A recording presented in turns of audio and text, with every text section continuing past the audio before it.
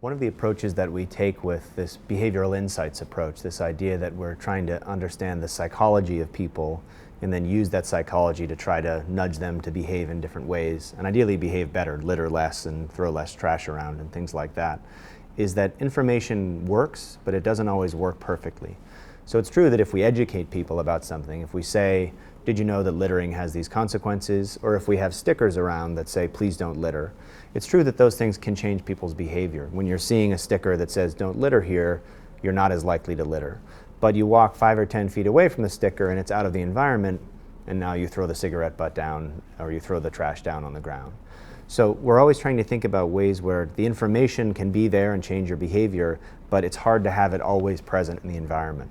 So what are other triggers that we can think about using on people's behavior in order to change them to not litter and do other civic behaviors? And one of the things that we focus a lot on are these kinds of social nudges, where we use not just information, but we try to use other people to change your behavior. And one example that we've talked about is, imagine a group of people who have a park that they care about and they try to keep clean. And someone who's not from their neighborhood walks through and throws a cigarette butt on the ground. Currently, what you'd have to do is walk up to the person and say, don't litter here, and you're a bad person for littering. And no one wants to have that conversation, and we're very reluctant to confront people with their negative behavior. So the question is, are there other things we can think of to liberate that person to talk to the litterer, to get them to stop with that behavior? And one idea would be, for example, that you'd have, the park would be, if you keep it clean for a long period of time, you get a reward. And the way you get the reward is an inspector can come and inspect the park at any random time, and if there's ever litter there, you don't get the reward, which means everyone's really motivated to make sure there's no litter. Now imagine that same person walks through and throws a cigarette butt down. Before I would have had to say, you're a bad person, pick that up. Now I can say, hey, I don't know if you know this, but there's a reward that we'll get at the end of the month if the park is clean. Would you mind helping us in picking up that cigarette butt and not throwing another one down? And you see how we've changed the conversation. Instead of it being a negative thing saying, you're a bad person, now it's a positive thing saying, can you help us? And even just with a little nudge like that, we can change the social interaction between people and ideally change their behavior. And then we can think more broadly about what are the other kinds of social nudges where we can engineer interactions between people to get them to behave better.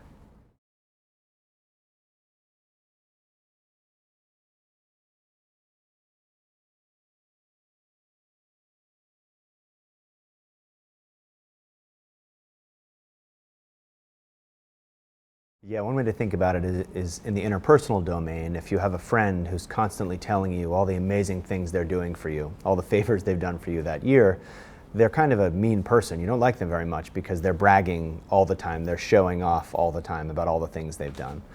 And transparency runs that same risk, where if government is constantly saying, here's a list of 30 things that we do for you, why aren't you more grateful?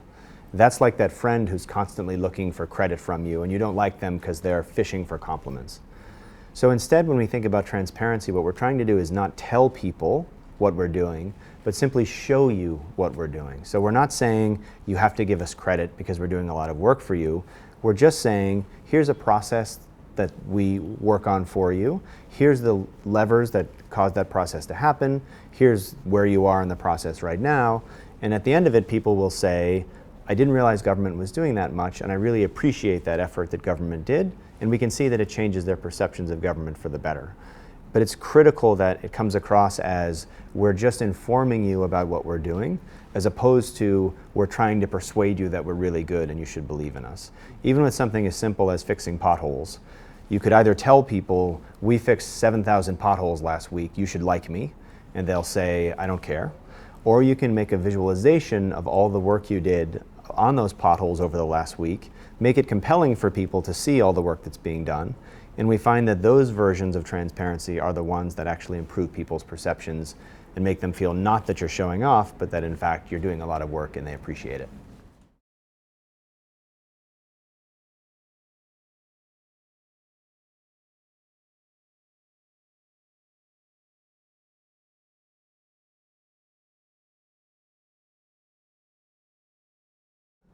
One of the truisms of being a human being is that we hate waiting. That waiting is one of the most aversive things we ever have to do. Whether it's waiting 1 minute in a line or waiting a year for something to happen, the experience of waiting is pretty much always negative. We're always impatient. We always want whatever we want right away. And so one question is, very often in the world, people have to wait. We can't do everything right away for you. You will have to wait a certain period of time, and then that will happen. Whether it's fixing a pothole in the street or getting you a new flat.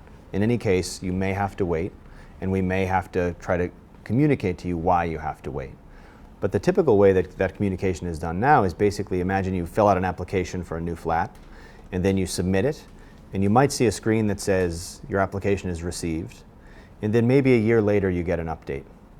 Now that entire year you've been angry because you haven't heard anything, you're getting more and more impatient. Why isn't government doing anything for me? I don't even know what's going on. Maybe there's a website that you can check, and all the website says is in process, and no other information, whether it's going to be 1 more year, 12 more years, who knows. So these efforts to kind of inform people often aren't enough. People will still be impatient and wonder where they are in the process. With transparency, what we're trying to do is give you much more of an insight into the inner workings of why you are waiting. So when we can tell you the reason that you're waiting is because we're serving other people right now, or the reason that we're waiting is because this paperwork has to be approved by these 6 agencies, and right now it's with agency 3. And you can see that it's going to take a while to get to the other agency. Or even we're building your new flat right now, and here's the building, and we've only finished 1 floor.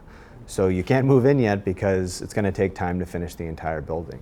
There's so many ways to think about visualizing the work that's being done. And what we find is that when we do that, people become more patient. It's not that they're happy, they still want their flat immediately and they still want everything right away.